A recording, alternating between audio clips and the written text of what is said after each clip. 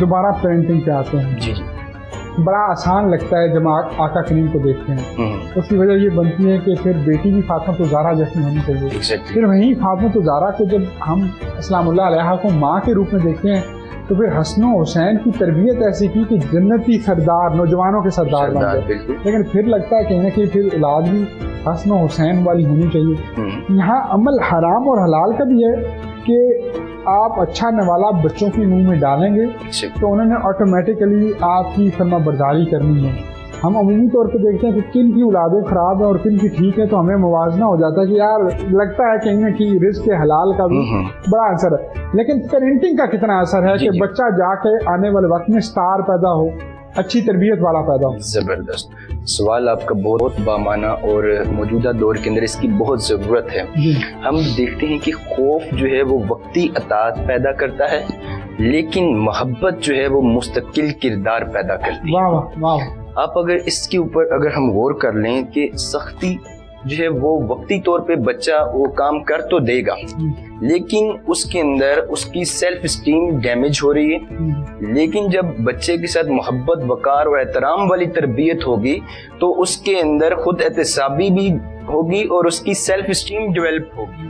اگر ہم دیکھیں، ایک سوال میں چلے ناظرین سے بھی پوچھ لیتا ہوں کہ کیا کبھی آپ نے سوچا ہے کہ ایسی کیا وجہ ہوتی ہے کہ جب بھی آپ کا کوئی بچہ غلطی کرتا ہے تو ہماری ماں کا یا کوئی بھی ہماری سوسائٹی میں عورت دیکھ لیں، اس کا فرسٹ ریئیکشن کیا ہوتا ہے کہ تھپڑ.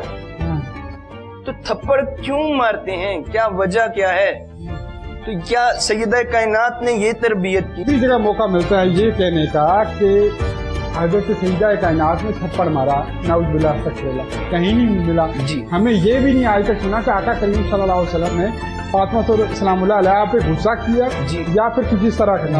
ہمیں جب بھی ملتا ہے یہ ملتا ہے کہ اٹھ کے ملے، ہاتھ پہ بوسہ دیا، میرا لگتے جگر بولا، مطلب یہ چیزیں تو اس کا مطلب محبت. ایگزیکٹلی. ہم لوگ کانشیس پیرنٹنگ کی پہلے بات کرتے. کانشیس پیرنٹنگ اس دور کے اندر کیوں ضروری ہے؟ کیونکہ اب ہم دیکھیں تھپڑ کی بات بھی کیوں مارتے ہیں بھائی. جب ان کے والدین کی تربیت ہو رہی تھی نا، باپ نے تھپڑ مارا اور کہا کہ بیٹا اب یہ نہیں کرنا. اب نئی نسل آئی تو اب اس نے دیکھا کہ ہاں یہ اس طرح ہوگا، اس نے تھپڑ مارا اور کہا اس طرح نہیں کرنا. وہی تھپڑ نسلوں میں ڈیلیور ہوتا جا رہا ہے. اب میں یہاں پہ یہ کہ آپ لوگ اس پروگرام کی وسادت سے سائیکالوجی کے دو کنسیپٹ آپ کے سامنے رکھ دیتا ہوں کہ ایک افیکشن ود ڈگنیٹی،